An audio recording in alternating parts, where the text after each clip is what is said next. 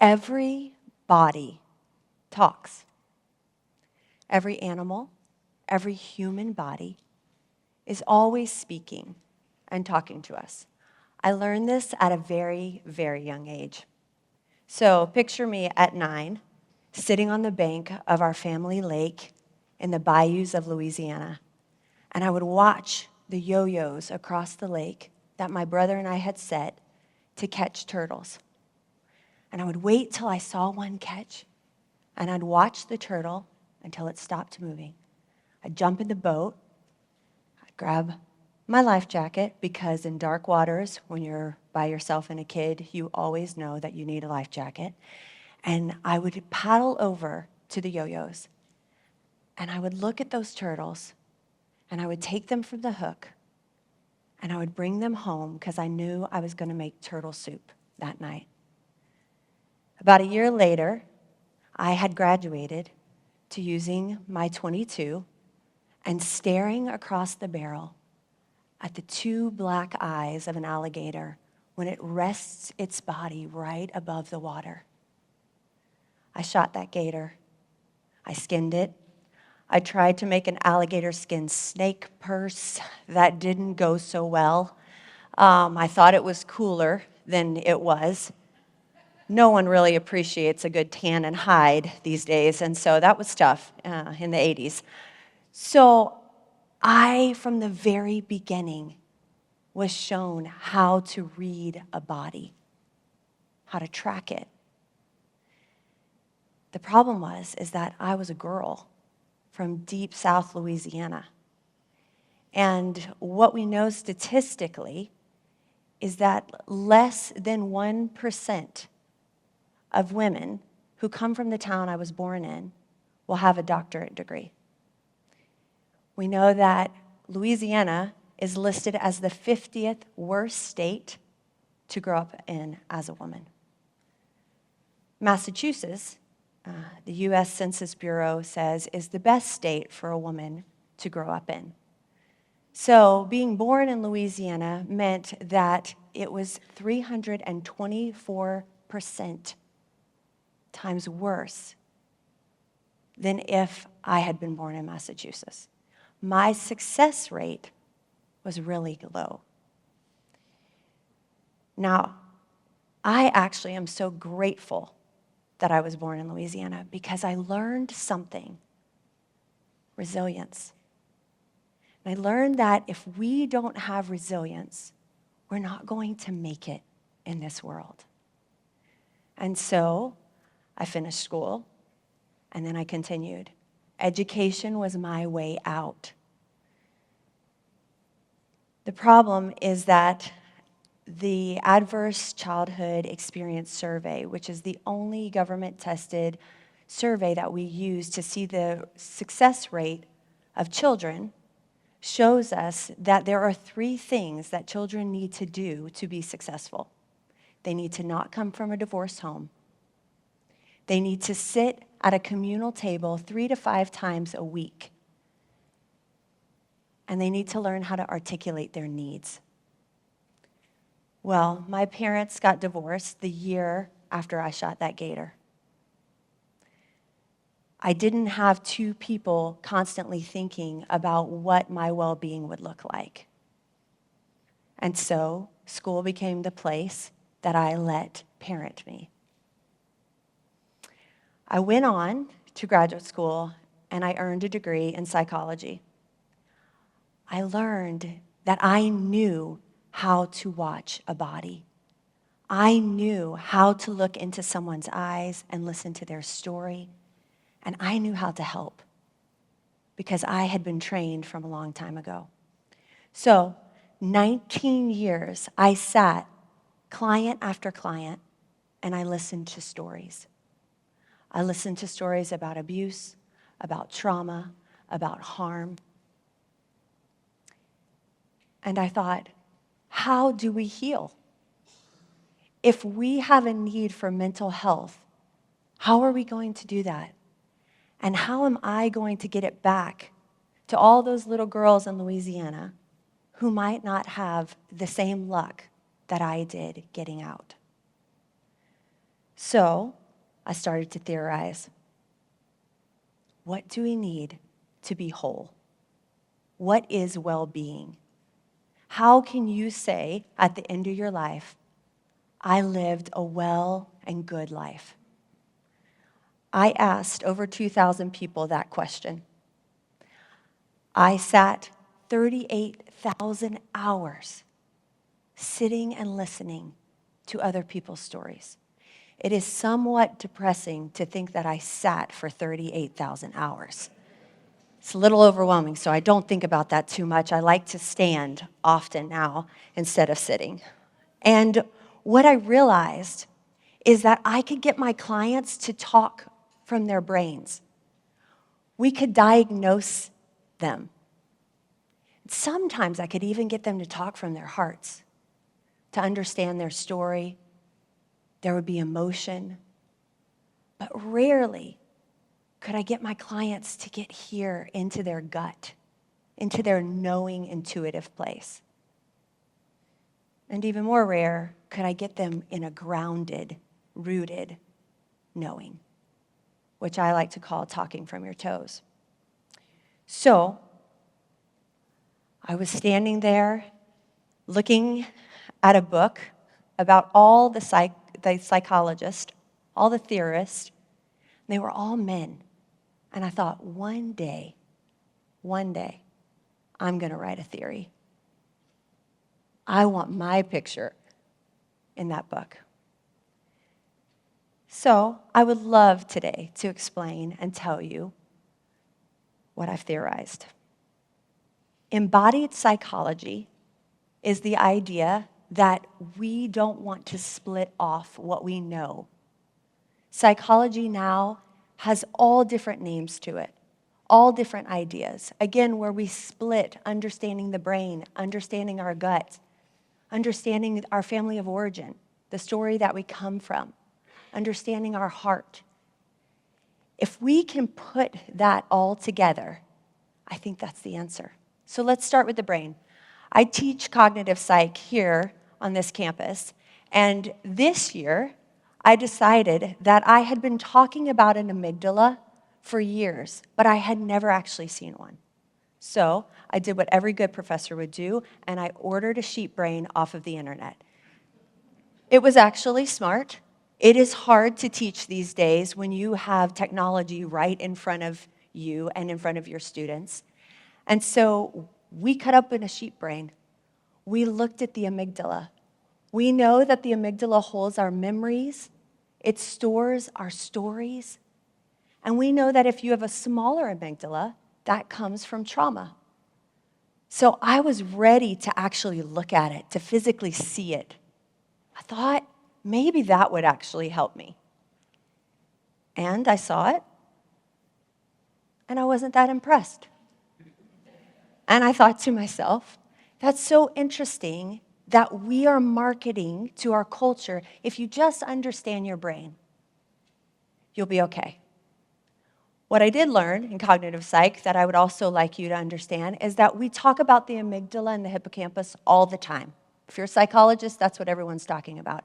And really, the orbital frontal cortex is what I want people to pay attention to, because that's the part of the brain right behind your eyes where you hold your feelings, where you actually care what you're going to eat tonight for dinner, what restaurant you're going to choose, where you have feelings about something. And so for so many years, I was taught, okay, look at the amygdala, you're listening to your client's stories of trauma, and you're trying to decide, is their amygdala smaller or larger, and is that going to actually help? And what I realized was, after I saw that sheep's brain, it didn't help me. It didn't help me understand any better what my mind and my brain was actually doing. So Dan Siegel and Casalino are some of our top neuroscientists, and when they talk about the brain, they actually come down to the same understanding that regulation is what we need. Regulation is just when we calm ourselves, how we bring ourselves to a state of comfortability. And what we know for people is that people are comfortable and they can regulate based on how they were first satiated. So I often ask my clients, how were you first satiated? Were you bottle fed? Were you at the breast? What was that story of satiation? Because you are going to grow up and become an adult who is looking to regulate themselves when life doesn't go the way they want it to. So it's very important for you to understand that satiation matters, where you'll either demand someone else to satiate you, or you will know a way in which you can regulate and satiate yourself.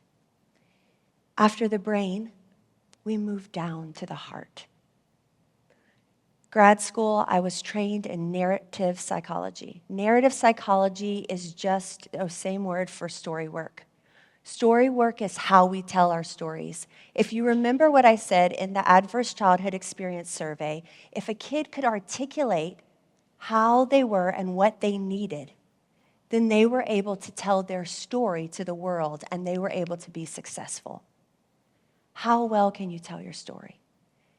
For 10 years, this is all I did. I asked clients, tell your story. Actually, bring into me one story. And what we said is if you can tell one story well, you're telling every story. There are themes in our stories. And so with each client, I started to learn and look for what themes were happening. And I stayed in that work for a long time until my clients could not go home and act on what they felt. We could have a moment in a session where they could convey their heart to me, but couldn't go home and do that with their partner or with their family. And so I talk about this story, which is that I had to do an internship in the oncology unit right after I finished graduate school. I was in the room where I would sit with clients who had mastectomies and double mastectomies. When those women took their bandages off for the first time, the sound that came from their voice when they saw their reflection was harrowing. And we would work through what it looked like for them to bring their changed body, but still living body, back into relationship. And I had a couple that told me, the husband came and said, since the surgery, I am having trouble being attracted to my wife. And I thought, how am I going to address this? He said, I see the scar and I can't handle it. There's nothing arousing about it. And I thought, well, thank God I have a supervisor because I do not know what to say. And so I go to my supervisor and I say, what do I do here? He has a point. She's waiting for reconstructive surgery. And there's just this scar. And she said to me, every scar is an invitation to intimacy. Every scar shows us that we came very close to death and lived. And so ask him to kiss that scar. We know that oxytocin peaks the first time we're in a relationship, and then it levels off. Domesticated arousal does not stay long until we reach a near-death experience. Such is true in a scar. A scar is showing us an invitation to be intimate because someone lived through a near-death experience. And so I started to understand that bringing people to see their scars was what was going to be important about going home and explaining their story and how their body comes to the relationships in their own home. How a mother is to react to her kids or to her husband. How she's to bring her body in that place. And then I had to move further down. And what I learned in this process is we can only take our clients as far as we go ourselves.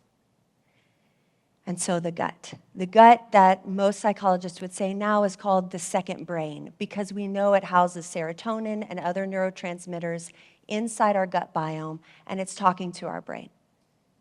And so this is also a place where we cycle through life. Just like nature, every year goes from summer to fall to winter to spring. It's cyclical.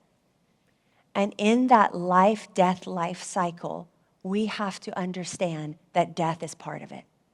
But we are taught to just keep living. And we don't know what to do with death. And I realized working with trauma is that my clients had stories of death that they didn't know what to do with. Stories of divorce, stories of abuse, stories of harm, that they didn't know what to do with what was left in their story. And so I had to go into my own knowing of what to do with death. At that time that I was doing my doctorate, I was pregnant with my firstborn son. At 41 weeks, I went to the hospital. I was going to get induced, and we found that there was no heartbeat.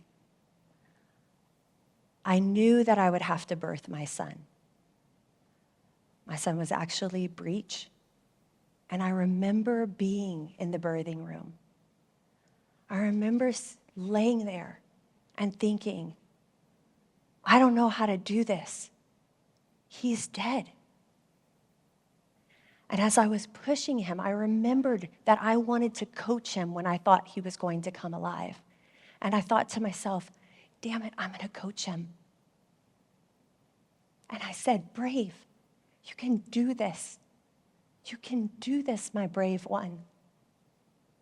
And I birthed him. And what I realized is that I was birthing myself. I was coaching myself to birth death. In the gut, in the reproductive area, it's where we create. But death is part of the cycle of creation. Fall and winter are part of every cyclical year. It's what we need for spring to come. And that's why a lot of people who have known trauma and have known harm do not want to come down to this intuitive place. We want to stay up here in our minds. We can even get here to the emotional part of our stories. But to come down here, it's a lot of work. It's a lot of work. Remember when I told you about scar stories? What I had to learn was not to look at the body from the outside. I had to start as a clinician looking at the inside of the body. And so where there was trauma or abuse that had happened in someone's life, I started looking for the invisible scars. And what I started noticing is that we have passageways that we create through. Our throat and our vaginal canal for a female, the penis for the male. And what I know of the creative cycle is that they're vulnerable. The passageways are vulnerable. And so any of us who have brought our voice to something and it's gone wrong, we hesitate the next time we bring our voice. Any of us who have birthed or been harmed in these areas of creation, we second guess it. What's actually beautiful about the creative process is that we look at the female reproductive system, we look at the lifespan of the uterus, and we say she adolesces, she reproduces, and then she senesces, goes to sleep. If you're a female, when you were in utero, you had 200,000 to 400,000 eggs already in you. That's high probability for creativity. For males, we know that every 15 minutes, you can create sperm to create life. The work of creating is expansive. The opportunity is huge, but it's costly. And so we have to do the work of knowing when and how and what to do with what we've created. So all of that feels great until we've rooted ourselves. All of that can't be embodied until we know where we come from, till we stand and put our roots in the ground. And so getting a client or getting you from your head to your heart, to your gut, to your creative space, You won't be well unless you're rooted, unless you're grounded in this body that you were given. My career had taken off. I felt great in my practice. All was going well. I had moved through birthing my first son, and I had 6 pregnancies in total. I have 3 living children. I kept creating. And when I needed to bury, I buried. I buried knowing that I could try to create again. And then, right when I thought all is well, I've made it, my husband finds out that his mother is suffering from dementia and that we have to move from our home in Seattle to Western North Carolina. 16 years I had been in Seattle. 16 years I had learned how to do life, how to create, how to understand and do work. And I was a woman who was respected in my field. And I thought, no, now I have to go back to the South. Now I have to go back to the dark waters. And I traded my glacial waters and my big, beautiful, gray, snow-covered top, erect mountains, and I drove cross country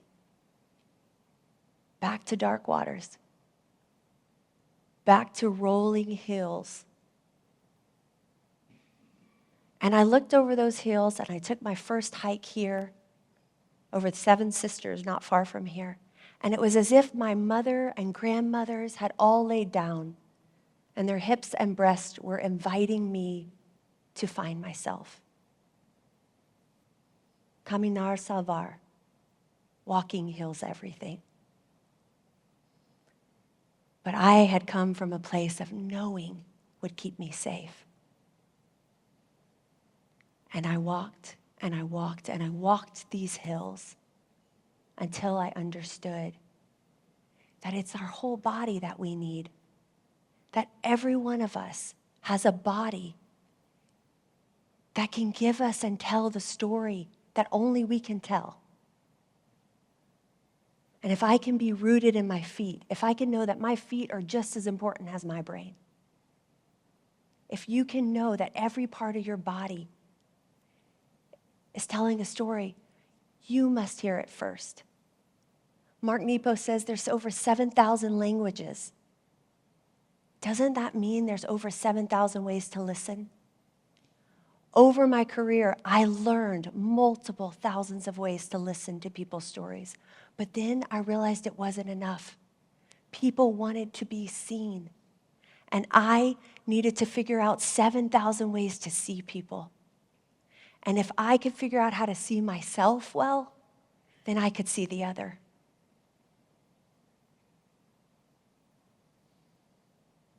We need each other. We belong to each other. And if you can listen to what your body is talking about, then you can hear yourself, and then you can hear the other. And that is the work, to be embodied. To be embodied so that your presence can be a gift. I'll end with this last thought. There is only one you. And you hold a story like no other. And whatever part of your body you dismiss or you're not curious about, that's where you need to move towards. Because he or she is waiting for you to live your best and most embodied life. Thank you.